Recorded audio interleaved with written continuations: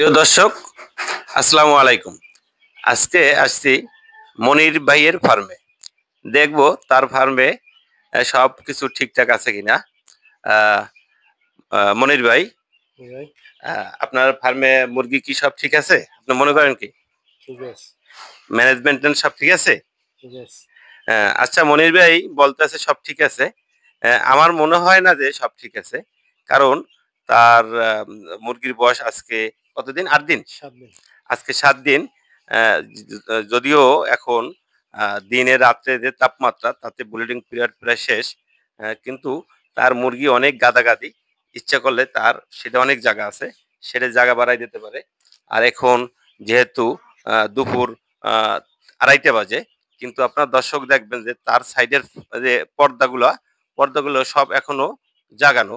এই পর্দাগুলো সে যদি নামাই দেয়, তাহলে কিন্তু মুরগি এই যে হা হা করে শ্বাস করে, হা হা করে যে শ্বাস করে, এই হা হা করে শ্বাস করতে না। একটা ভ্যাপসা গরম, এই ভ্যাপসা গরম হইতো না।